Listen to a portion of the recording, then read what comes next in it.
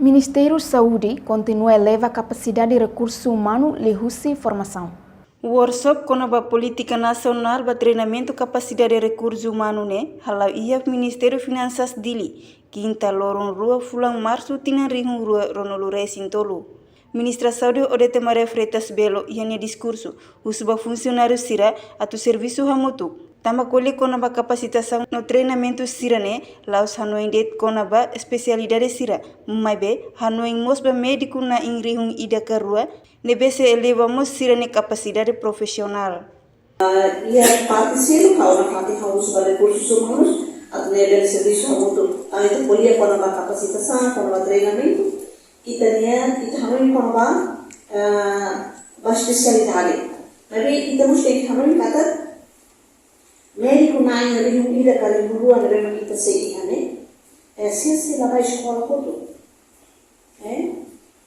bala que dá de para dar bona, bala que a ona e rua nem tudo lá que vai escola não está pensando.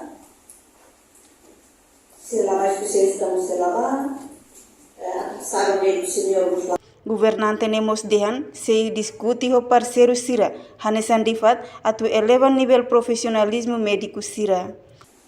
Então, realmente está parceiro, né, que esse né, de fato, né, discute o sira para ver nossa, rabo furtado então você documento, né, quando vai treinamento sobre bem dele, sai médico geral sira, engenheiro junior sira, tá, engenheiro senior, depende da tabela ou enquadramento de comunidade.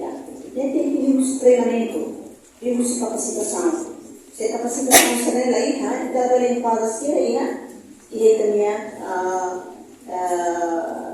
enquadramento de comunidade, lei memang kuliah komunitas enquadramento, carreira sebenarnya enquadramento de comunidade. Além de né, treinamento capacitação nos precisa fornecer para profissional saúde sira, no ba emasira de bem max serviço e Ministério Saúde no profissional saúde sira. Reportagem Ana Rosária Jacinto Televisão Timor Post.